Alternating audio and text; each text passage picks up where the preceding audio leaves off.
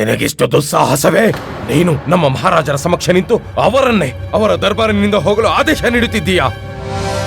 ಇದು ಒಳ್ಳೆಯದು. ನಾವು ರಾಜಗುರುವಾಗಿದ್ದೇವೆ, ನಮ್ಮೊಂದಿಗೆ ಖಡ್ಗವನ್ನು ಇರಿಸಿಕೊಳ್ಳುವುದಿಲ್ಲ. ಇಲ್ಲದಿದ್ದರೆ ನೀನು ಮೃತ್ಯುಗೆ ಪ್ರಾಪ್ತಿಯಾಗಿರುತ್ತಿದ್ದೆ. ಮಹಾರಾಜ, ನೀವು ನಮಗೆ ಅಭಯದಾನ ಪ್ರಾಪ್ತಿ ಮಾಡಿದ್ದೀರಾ. ಮಹಾರಾಜ, ಇವರು ನೀವು ಶಾಂತರಾಗಿರಿ. ಆಗಲಿ ಮಹಾರಾಜ. ಬಾಲ, ನೀವು ಯಾವ ಆಧಾರದ ಮೇಲೆ ಈ ರಾಜ ದರ್ಬಾರಿನ ಸ್ವಾಮಿತ್ವದ ಮಾತನಾಡುತ್ತಿದ್ದೀರಿ? ನಿಮ್ಮ ಸಮಸ್ಯೆಯನ್ನು ಪ್ರಮಾಣೀಕರಿಸಲು ನಿಮ್ಮ ಬಳಿ ಸಾಕ್ಷಿ ಇದೆ? ಅವಶ್ಯ ಮಹಾರಾಜ, ನಮ್ಮ ಬಳಿ ಇದೆ.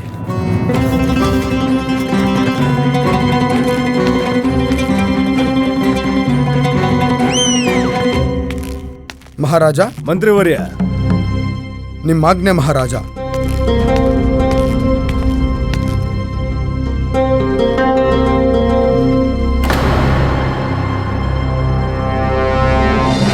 ಪಂಡಿತ ರಾಮಕೃಷ್ಣರೇ, ಪಂಡಿತ ರಾಮಕೃಷ್ಣರೇ. ಏನಾಯ್ತು ಮಂತ್ರಿವರ್ಯರೇ? ಅಯ್ಯೋ, ಅಲ್ಲಿ ನೋಡಿ.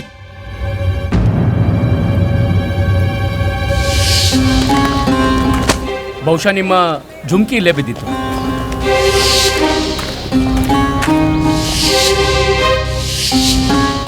ನಿಂತ್ಕೊಳ್ಳಿ. ನೀವಂತೂ ಅವರೇ ಅಲ್ವಾ? ಅದು ಆ ದಿನ ನನ್ನ... ಏನಾಯ್ತು ಪಂಡಿತ ರಾಮಕೃಷ್ಣ? ಏನೂ ಇಲ್ಲ ಮಹಾರಾಜ, ಯಾವುದೇ ವಿಶೇಷ ಮಾತಿಲ್ಲ, ಏನೂ ಇಲ್ಲ. ರಾಜ್ಯದ ಚಿಹ್ನೆ ಸಹ ಇದೆ ಮತ್ತು ನಮ್ಮ ಪಿತಾಶ್ರೀಯವರ ಹಸ್ತಾಕ್ಷರ ಕೂಡ. ನಿಮಗೆ ಈ ಅಭಿಲೇಖ ಎಲ್ಲಿಂದ ಪ್ರಾಪ್ತಿಯಾಯಿತು? ಮಹಾರಾಜ, ನಾನು ಈ ಅಭಿಲೇಖ ಸಹಸ್ರ ಸ್ವರ್ಣ ಮುದ್ರೆ ನೀಡಿ ಒಬ್ಬ ಗ್ವಾಲೆಯಿಂದ ಕ್ರಯ ಮಾಡಿದ್ದೇನೆ.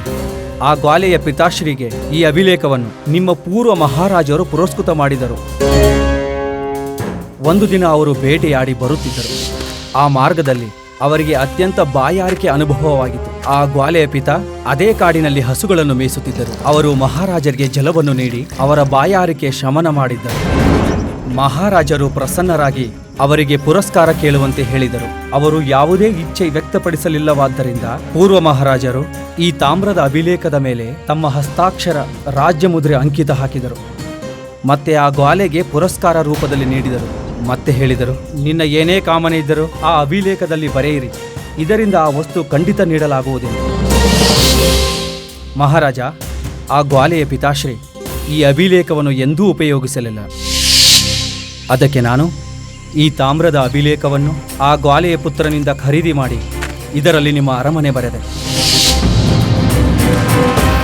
ಈ ಪ್ರಕಾರ ಈ ಅರಮನೆ ಮೇಲೆ ನನ್ನ ಸ್ವಾಮಿತ್ವವಿದೆ. ಆದರೆ ಪೂರ್ವ ಮಹಾರಾಜರು, ಅಂದರೆ ಮಹಾರಾಜರ ಪಿತಾಶ್ರೀ, ಆ ಪತ್ರ ಗುವಾಲೆಯ ಪಿತಾರಿಗೆ ನೀಡಿದ್ದು ನಿನಗಲ್ಲ. ಅದರ ಆಧಾರದ ಮೇಲೆ ಏನೇ ಸಿಗಬೇಕಿದ್ದರೂ ಅದು ಗುವಾಲೆಯ ಪಿತಾರಿಗೆ ಇಲ್ಲ ಗುವಾಲೆಗೆ ಸಿಗುತ್ತದೆ. ಪೂಜ್ಯ ಗುರುವರೆಯ, ಸಹಸ್ರ ಸ್ವರ್ಣ ಮುದ್ರೆ ನೀಡಿ ನಾನು ಆ ಗ್ವಾಲೆಯಿಂದ ಅವಶ್ಯ ಕ್ರಯ ಮಾಡಿದ್ದೇನೆ. ಅದಕ್ಕೆ ಆ ಗ್ವಾಲೆಗೆ ಮತ್ತವನಿಗೆ ಸಿಗಬೇಕಾಗಿದ್ದೆಲ್ಲ ಇವಾಗ ಅದರ ಮೇಲೆ ನನ್ನ ಅಧಿಕಾರವಿದೆ.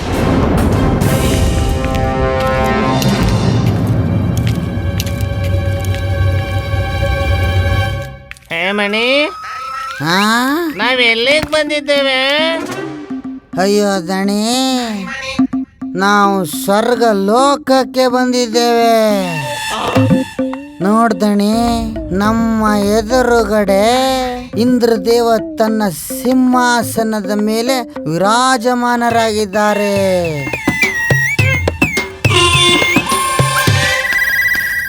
ಮೂರ್ಖರ, ಏನ್ ಮಾಡ್ತಿದ್ದೀರಾ? ಮೂಕತ್ತಸ್ತರೇನು ನಮ್ದು ಮಹಾರಾಜನ ಸಮಕ್ಷ? ಅರೆ ಸುಂದರ ಅಪ್ಸರೆ, ಹಾಗೆ ನೃತ್ಯ ಮಾಡಿ ತೋರ್ಸು ನಮಗೋಸ್ಕರ. ನೃತ್ಯ ನಿಂತ್ಕೋ. ಇವ್ರೆ ಅಲ್ವೇನೋ ನಮ್ಮ ಗುರುಮಾತಿಯ ದೋಚಿದ್ದು? ಇವ್ರೆ ಖಂಡಿತ ಇವ್ರೆ. ಉತ್ತಮ, ಅತಿ ಉತ್ತಮ. ಸ್ವರ್ಣದ ಆಭರಣ 2 ಪಟ್ಟು ಮಾಡ್ತೀವಿ ಅಂತ ಮರಳು ಮಾಡಿ ಔಷಧಿ ಚಮತ್ಕಾರಿ ಅಂತ ಹೇಳಿ ಕುಶಲತೆಯಲ್ಲಿ ನೀವು ನಮ್ಮ ಗುರುಮಾತಿಯ ಆಭರಣವನ್ನು ಗಂಟ್ ಕಟ್ಕೊಂಡವ್ರು ನೀವೇ ಅಲ್ವಾ? ಕ್ಷಮೆ ಮಹಾರಾಜ, ಕ್ಷಮೆ. ಇವರು ಮೂರ್ಖರು, ಗೊತ್ತಿಲ್ಲ ಅದೇನೇನು ಹೇಳ್ತಿದ್ದಾರೋ. ಧಣಿಮಣಿ ಸತ್ಯ ಹೇಳ್ತಿದ್ದಾರೆ ಮಹಾರಾಜ. ಇವರೇ ಆ 3 ಕಳ್ಳರು ವಿಜಯನಗರದಲ್ಲಿ ದೊಂಬಿ ಎಬ್ಸಿರೋದು. ಇವರು ಗುರುವರಿಯರ ಮನೆಗೆ ಹೋಗಿ ಕೇವಲ ಗುರುಮಾತೆಯನ್ನು ದೋಚಲಿಲ್ಲ, ನನ್ನ ಮನೆಗೆ ಹೋಗಿ ಅಮ್ಮ ಮತ್ತೆ ಶಾರದಾಳನ್ ಕೂಡ ದೋಚಿದ್ದಾರೆ. ಮತ್ತೀಗ ಇವರು ಈ ತಾಮ್ರದ ಅಭಿಲೇಖ ತಂದು ಈ ತೆರೆದ ದರ್ಬಾರ್ನಲ್ಲಿ ನಿಮ್ಮನ್ನ ದೋಚೋ ಪ್ರಪಂಚ ರಚಿಸಿದ್ದಾರೆ. ನಿಮ್ಮ ಮಾತಿನ ತಾತ್ಪರ್ಯವೇನು ಪಂಡಿತ ರಾಮಕೃಷ್ಣ? ಮಹಾರಾಜ, ಪಂಡಿತ ರಾಮಕೃಷ್ಣರ ಕಥನದಲ್ಲಿ ಸ್ವಲ್ಪ ಮಾತ್ರ ಸತ್ಯವಿದೆ. ಇದು ಸತ್ಯವಿದೆ, ನಮ್ಮ ಭೇಟಿ ಗುರುಮಾತೆ ವರ್ಣಮಾಲ, ದೇವಿ ಶಾರದಾ ಮತ್ತು ಅಮ್ಮನವರಲ್ಲಿ ಆಗಿತ್ತು. ಆದರೆ ನಮಗೆ ಕಳ್ಳರೆಂದು ಹೇಳಿ ಪಂಡಿತ್ ರಾಮಕೃಷ್ಣ ತಮ್ಮದೇ ತಪ್ಪನ್ನು ಮುಚ್ಚಿಡುವ ಕಾರ್ಯ ಮಾಡುತ್ತಿದ್ದಾರೆ.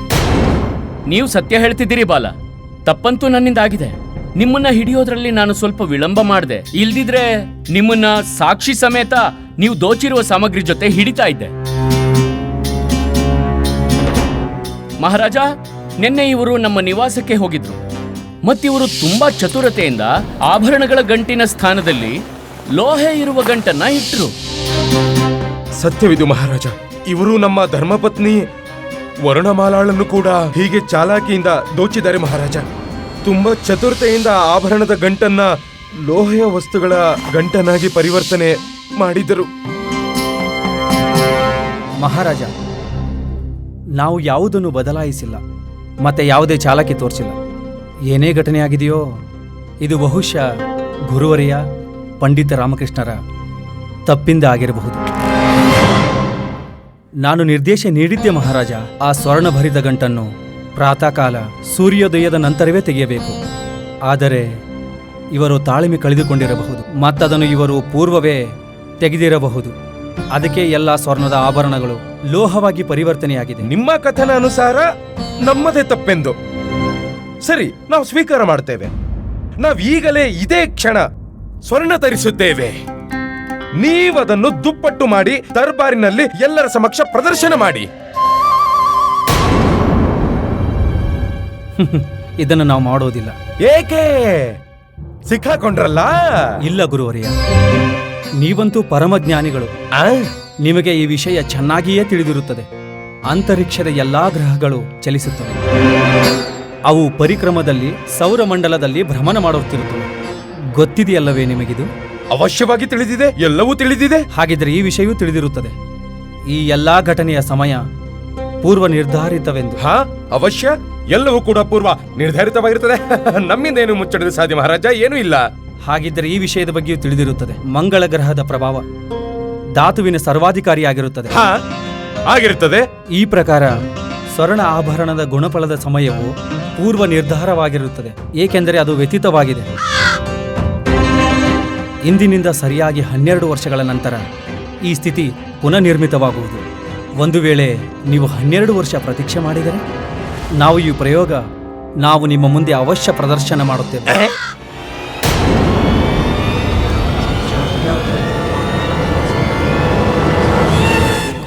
ಮಹಾರಾಜ, ಬಾಲಾ ಮಹಾಶಯರ ತರ್ಕ ಸರಿಯೆಂದು ಪ್ರತೀತಿಯಾಗುತ್ತಿದೆ. ಗುರುಜಿ, ಈ ಕಪಟೆ ನಿಮ್ಮನ್ನ ಸಿಕ್ಕಾಕ್ಸ್ತಿದ್ದಾನೆ. ನಿಮ್ಮೆಲ್ಲ ಸ್ವರ್ಣ ಆಭರಣಗಳನ್ನೆಲ್ಲ ಕದ್ದೋಗಿದ್ದಾನೆ. ಏನಾದ್ರೂ ಮಾಡಿ. ಪಂಡಿತ್ ರಾಮಕೃಷ್ಣ, ಇದೇ ಆ ರಸಾಯನ ದೇವಿ ಶಾರದಾ ಮತ್ತು ಅಮ್ಮನ ಆಭರಣ ಹೊಳೆಯೋದಕ್ಕೆ ಬಳಸಿದ್ದು ಮತ್ತು ಸಮಾಪ್ತಿಯಾಯಿತು. ಈ ರಸಾಯನ ಹಿಮಾಲಯ ಪರ್ವತದಲ್ಲಿ ಸಿಗುತ್ತದೆ. ಒಂದು ವೇಳೆ ನೀವು ನಮ್ಮೊಂದಿಗೆ ಹಿಮಾಲಯಕ್ಕೆ ಪ್ರಸ್ಥಾನ ಮಾಡಿದರೆ ಪೌರ್ಣಮಿ ರಾತ್ರಿಯೆಂದು ನಾವು ನಿಮಗೆ ಚಮತ್ಕಾರ ಮಾಡಿ ತೋರಿಸುತ್ತೇವೆ. ಮಹಾರಾಜ, ಮಹಾರಾಜ ನಿಮಗೆ ಸತ್ಯ ತಿಳಿಸುವ ಉದ್ದೇಶವಿಷ್ಟೇ. ಸತ್ಯವನ್ನು ಸದಾ ಅನುಸರ ಮಾಡುತ್ತೇವೆ. ಇದರ ನಂತರವೂ ನಿಮ್ಮ ನಿರ್ಣಯ ಏನೇ ಇದ್ದರೂ ಇದು ನಮಗೆ ಸ್ವೀಕಾರವಿದೆ. ನಾವು ತಿಳಿಯ ಬಯಸುತ್ತೇವೆ, ಈ ವಿಷಯದಲ್ಲಿ ನಮ್ಮ ಸಭಾಸದರ ಅಭಿಪ್ರಾಯವೇನು? ಗುರುವರ್ಯ, ಮಹಾರಾಜ, ಬಾಲರ ಯಾವುದೇ ಕಥನವಿದೆಯೋ, ಆದರೆ ಇವರು ದರ್ಬಾರಿನಲ್ಲಿ ಉಪಸ್ಥಿತರಿರುವುದು ಹಾಗೂ ದರ್ಬಾರಿನಲ್ಲಿ ನಿಮ್ಮಿಂದ ಅರಮನೆಯನ್ನು ಕೇಳುತ್ತಿರುವ ಅಪರಾಧ ಮಾಡಿದ್ದಾರೆ.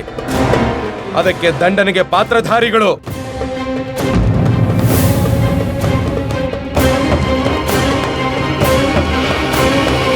ಶಾಂತಿ.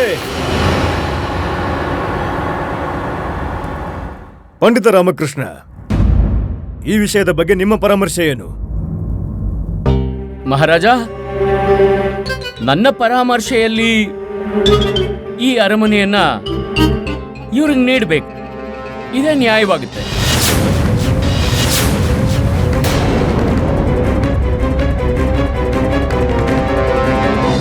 ಪಂಡಿತ ರಾಮಕೃಷ್ಣ, ಮತ್ತೆ ಭ್ರಷ್ಟವಾಗಿದೆಯೇ ನಿಮ್ಮದು?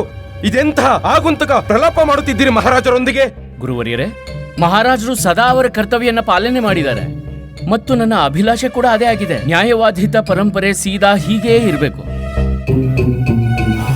ಬಾಲಮಹಾಶಯರ ಬಳಿ ಪೂರ್ವ ಮಹಾರಾಜ ಅರ್ಥಾತ್ ಮಹಾರಾಜರ ಪಿತಾಶ್ರೀಯವರ ಹಸ್ತಾಕ್ಷರಯುಕ್ತ ರಾಜಚಿಹ್ನೆಯ ಅಭಿಲೇಖವಿದೆ. ಮಹಾರಾಜರಿಗೆ ತಮ್ಮ ಪೂರ್ವ ಮಹಾರಾಜರು ನೀಡಿರುವ ವಚನದ ಮರ್ಯಾದೆ ಇರಿಸಲೇಬೇಕಾಗತ್ತೆ. ಮತ್ತು ಈ ವಚನದ ಅನುರೂಪ ಈ ಅರಮನೆಯನ್ನು ಈ ಮಹಾಶಯನಿಗೆ ನೀಡಲೇಬೇಕು. ಇದು ಅನುಚಿತ ಮಹಾರಾಜ, ಇದು ಅನುಚಿತ, ಇದು ಅನುಚಿತ. ಶಾಂತರಾಗಿರಿ.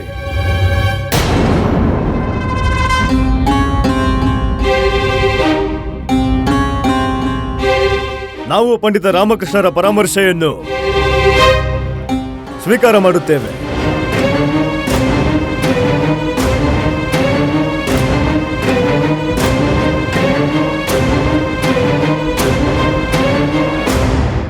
ನಮಗೆ ಇದು ಚೆನ್ನಾಗಿ ನೆನಪಿದೆ. ನೀವೊಬ್ಬ ಕಳ್ಳರು ಎಂದು ಮತ್ತು ಇಲ್ಲಿ ನಮ್ಮ ರಾಜದರ್ಬಾರಿಗೆ ನಮ್ಮನ್ನು ದೋಚುವ ಪ್ರಯೋಜನಕ್ಕಾಗಿ ಬಂದಿದ್ದೀರಿ ಎಂದು. ಆದರೆ ತುಳುವ ವಂಶ ಎಂದಿಗೂ ಯಾವಾಗಲೂ ತಮ್ಮ ಪ್ರಜೆಗಳ ಸಮಕ್ಷ ನ್ಯಾಯದ ಉದಾಹರಣೆಯನ್ನು ಪ್ರಸ್ತುತ ಮಾಡುತ್ತದೆ. ಹಾಗೂ ಈಗಲೂ ನಾವು ಅದನ್ನೇ ಮಾಡಿದ್ದೇವೆ. ನಮ್ಮ ಪಿತಾಶ್ರೀಯವರು ನೀಡಿರುವ ವಚನದ ಅನುರೂಪ ನಾವು ಈ ಅರಮನೆಯನ್ನು ಪಾಲನೆಗೆ ಪ್ರದಾನ ಮಾಡುತ್ತೇವೆ.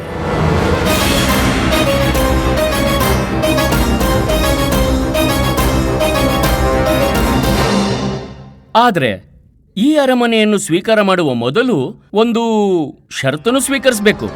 ಮಹಾರಾಜರ ಅನುಮತಿ ಇದ್ರೆ. ಅನುಮತಿ ಇದೆ ಪಂಡಿತ ರಾಮಕೃಷ್ಣ. ನಮ್ಮದು ಒಂದೇ ಷರತ್ತು ಬಾಲ. ಈ ಅರಮನೆ ವಿಜಯನಗರ ರಾಜ್ಯದ ಪರಂಪರೆ. ಇದರ ಮರ್ಯಾದೆ, ಹಿರಿಮೆ, ಗರಿಮೆ ರಕ್ಷಣೆ ಮಾಡುವುದು ಅವಶ್ಯಕ. ನೀವು ನಮಗೆ ಆಶ್ವಾಸನೆ ನೀಡಬೇಕು. ನೀವಿದನ್ನ ನೋಡಿಕೊಂಡು ಸಂರಕ್ಷಣೆ ಮಾಡೋದು ಉಚಿತ ಪ್ರಕಾರದಲ್ಲಿರಬೇಕು. ಏಕೆಂದರೆ ಇದರ ಉತ್ತರ ಜವಾಬ್ದಾರಿ ಅರಮನೆಯ ಜೊತೆಯಲ್ಲೇ ಸೇರ್ಕೊಂಡಿದೆ. ಮತ್ತು ಸ್ಮರಣೆಯಲ್ಲಿರಲಿ ಬಾಲ, ಈ ಕಾರ್ಯದಲ್ಲಿ ಯಾವುದೇ ಲೋಪವಾಗಬಾರದು. ನೀವು ಚಿಂತಿಸಿದಿರಿ ಮಹಾರಾಜ. ನೀವು ನಿಶ್ಚಿಂತೆಯಿಂದ ಈ ಅರಮನೆಯನ್ನು ನಮಗೆ ಒಪ್ಪಿಸಿ. ಮಹಾಮಂತ್ರಿಗಳೇ. ಮಹಾರಾಜ, ಉಚಿತವಿದೆ ಮಹಾರಾಜ. ನಾವು ಅರಮನೆಯ ಹಸ್ತಾಂತರಕ್ಕಾಗಿ ವ್ಯವಸ್ಥೆ ಮಾಡುತ್ತೇವೆ. ಮಹಾರಾಜರ ನವೀನ ನಿವಾಸದ ವ್ಯವಸ್ಥೆಗೆಂದು ನೀವು ನಮಗೆ ಸಮಯ ಪ್ರದಾನ ಮಾಡಬೇಕು. ಉಚಿತವಿದೆ ಮಹಾಮಂತ್ರಿಗಳೇ, ನೀವು ನಿಮ್ಮ ಸಮಯವನ್ನು ತೆಗೆದುಕೊಳ್ಳಿ. ಮಹಾರಾಜ ಕೃಷ್ಣದೇವರಾಯರಿಗೆ, ಮಹಾರಾಜ ಕೃಷ್ಣದೇವರಾಯರಿಗೆ, ಮಹಾರಾಜ ಕೃಷ್ಣದೇವರಾಯರಿಗೆ. ಪಂಡಿತ ರಾಮಕೃಷ್ಣ, ಬಹಳ ಮೂರ್ಖಪೂರ್ಣ ಕಾರ್ಯ ಮಾಡಿದೀಯೇ ನೀನಂತೂ.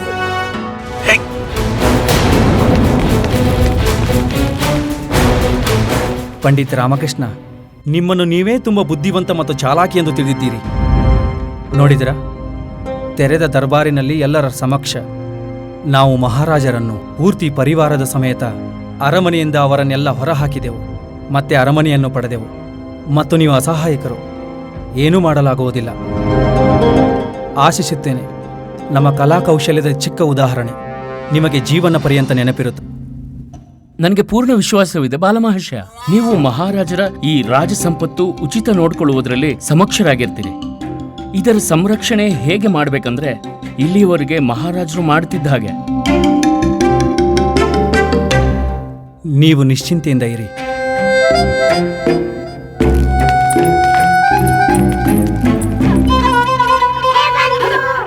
ಇದೇನು ಅನರ್ಥ ಮಾಡ್ದೆ ರಾಮ?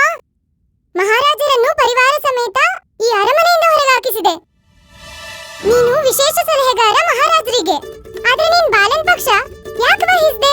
ನಾನು ವಿವಶನಿದ್ದೆ ಬಂದು ಪರಂಪರೆಗೆ, ನ್ಯಾಯಕ್ಕೆ. ನೀನು ಮಹಾರಾಜರ ಜೊತೆ ಬಿಟ್ಟು ಬಾಲಂಗೆ ಲಾಭ ಆಗೋಂಗ್ ಮಾಡ್ದೆ. ರಾಮ, ನೀನು ಒಂದಲ್ಲ ಒಂದು ದಿನ ನನ್ಗೂ ಮೋಸ ಮಾಡ್ತೀಯ. ನನ್ನೂ ಇದೇ ಪ್ರಕಾರ ಯಾವ್ದಾದ್ರೂ ಬಾಲಂಗೆ ಮಾರ್ಬಿಡ್ತೀಯ. ನೀನ್ ನನ್ ಮಿತ್ರ ಅಲ್ಲ ರಾಮ, ಅಲ್ಲ.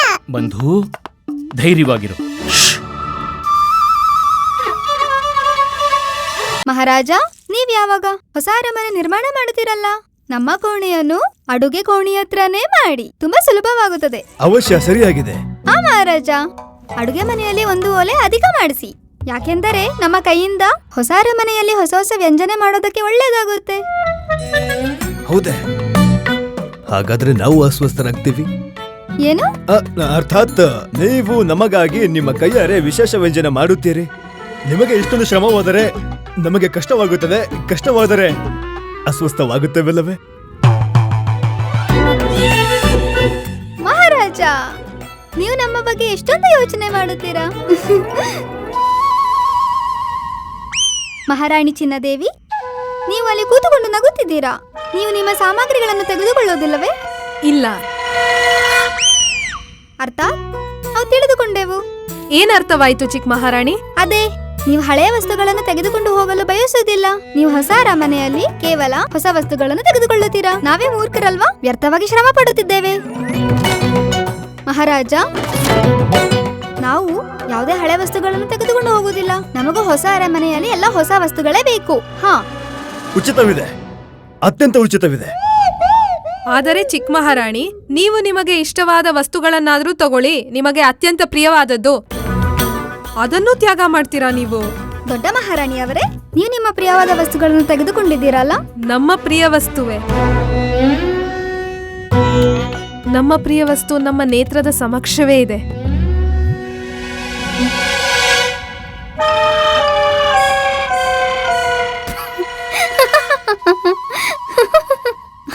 ಅಲಮಾರಿ ನಿಮ್ಮ ಪ್ರಿಯ ವಸ್ತುನೇ?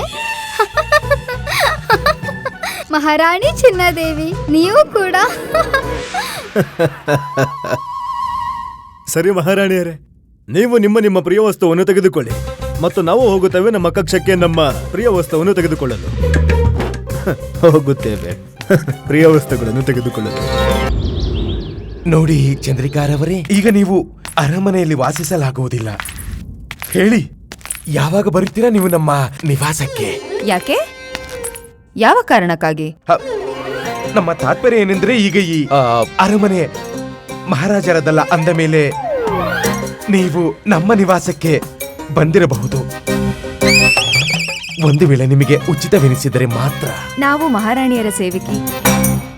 ಅವರೆಲ್ಲಿ ವಾಸಿಸುತ್ತಾರೋ ನಾವು ಅಲ್ಲಿಯೇ ವಾಸಿಸುತ್ತೇವೆ. ಉಚಿತವಿದೆ. ಅಯ್ಯೋ, ನೀವೆಲ್ಲಿಗೆ ಬರ್ತಾ ಇದ್ದೀರಿ? ನಾವಂತೂ ಮಹಾರಾಜರನ್ನು ಭೇಟಿಯಾಗಲು ಹೋಗುತ್ತಿದ್ದೇವೆ. ಸಂಭವತಃ ಮಾರ್ಗ ತಪ್ಪಿದೆವು. ನೀವು ನಮ್ಮ ಜೊತೆ ಬನ್ನಿಪ್ಪ ಮಹಾರಾಜರ ಬಳಿ. ನಾವು ಮಹಾರಾಜರ ಬಳಿ ಮಾತನಾಡಿ ನಿಮ್ಮ ನಿವಾಸಕ್ಕೆ ವ್ಯವಸ್ಥೆ ಮಾಡಿಸುತ್ತೇವೆ. ಸರಿ ಆಚಾರ್ಯರೇ, ನಾವಲ್ಲಿಗೆ ಹೋಗೋದು ಉಚಿತವಲ್ಲ. ಹೇಗಿದ್ರೂ ಹೊರಗಿನವರಿಗೆ ಒಳಗೆ ಪ್ರವೇಶವಿಲ್ಲ. ಯಾಕಿಲ್ಲ? ಹೇಗಾಗಲ್ಲ? ನಾವಿದೀವಲ್ಲ, ರಾಜ ಪುರೋಹಿತ ತಥಾಚಾರ್ಯ ಸೈನಿಕರೇ, ಇವರು ನಮ್ಮ ಜೊತೆ ಬರ್ತಾರೆ. ಇವ್ರನ್ನ ನಮ್ಮ ಜೊತೆ ಬರೋಕೆ ಬಿಡಿ. ಇಲ್ಲ ಇಲ್ಲ, ನೀವು ಪ್ರಸ್ಥಾನಿಸಿ. ಹೇಗಿದ್ರೂ ನನಗೆ ಮಹತ್ವಪೂರ್ಣ ಕಾರ್ಯವಿದೆ. ಹೌದೇ? ಪ್ರಣಾಮ. ನಡೀರಿ ನಡೀರಿ ನಡೀರಿ. ಪ್ರಣಾಮ ಮಹಾರಾಜ. ಪ್ರಣಾಮ ಮಹಾರಾಜ. ಪ್ರಣಾಮಗಳು ಗುರುವರ್ಯ. ಮಹಾರಾಜ, ನಮಗೆ ಅತ್ಯಂತ ಖೇದವಿದೆ. ನಿಮ್ಮ ವಿಶೇಷ ಸಲಹೆಗಾರನಾಗಿರುವ ಆ ಪಂಡಿತ ರಾಮಕೃಷ್ಣ ಬಾಲನಿಗೆ ರಾಜ. ಪ್ರಣಾಮ ಮಹಾರಾಜ. ಪ್ರಣಾಮಗಳು ಪಂಡಿತ ರಾಮಕೃಷ್ಣ. ಮಂತ್ರಿವರ್ಯ. ಮಹಾರಾಜ, ಬಾಲ ಮತ್ತು ಅವನ ಪರಿವಾರ ಅರಮನೆಯನ್ನು ಪ್ರವೇಶ ಮಾಡಿದ್ದಾರೆ. ಅದ್ಭುತ. ನಮ್ಮ ಅಭಿಲಾಷೆ ಏನೆಂದರೆ ಅದು ಅವರಿಗೆ ಸ್ವಾಗತ ಸತ್ಕಾರಗಳಲ್ಲಿ ಯಾವ ರೀತಿಯ ಕುಂದು ಆಗಬಾರದು ಎಂದು. ಮಹಾರಾಜ, ನೀವು ಅದ್ರ ಬಗ್ಗೆ ಸ್ವಲ್ಪನೂ ಚಿಂತೆ ಮಾಡಬೇಡಿ ಮಹಾರಾಜ. ಅವರ ಆದರ ಸತ್ಕಾರಕ್ಕಾಗಿ ಎಲ್ಲಾ ವ್ಯವಸ್ಥೆಯನ್ನು ನಾವು ಸಂಪನ್ನ ಮಾಡಿದ್ದೇವೆ. ಸಂಪನ್ನ ಮಾಡುತ್ತೀರಿ ಇಷ್ಟೊಂದು ಶೀಘ್ರವಾಗಿ? ಹೌದು ಮಹಾರಾಜ, ಆಜ್ಞೆ ನೀಡಿ. ಅವಶ್ಯ. ಗುರುಜಿ, ಪ್ರತೀತಿ ಆಗ್ತಿದೆ ಪಂಡಿತ ರಾಮಕೃಷ್ಣ ಮಹಾರಾಜ ಮತ್ತು ಮಹಾಮಂತ್ರಿಯ ಜೊತೆ ಸೇರಿ ಯಾವುದೋ ಯೋಜನೆ ಮಾಡಿದ್ದಾರೆ. ನಿಮ್ಗೆ ಇದ್ರ ಬಗ್ಗೆ ಏನು ತಿಳಿದಿಲ್ಲ. ಗುರುಜಿ, ನೀವು ಈ ರಾಜ್ಯದ ಮಹಾಗುರು, ಆದ್ರೆ ಈ ಕಾರ್ಯಕ್ಕೆ ನೀವು ಯೋಗ್ಯವಿಲ್ಲವೆಂದು ತಿಳಿದಿದ್ದಾರೆ ಗುರುಜಿ. ಅಪಮಾನ. ಮಹಾರಾಜ ಪ್ರಣಾಮ. ಗುರುವರ್ಯ, ಎಚ್ಚರದಿಂದ ಹೋಗಿ.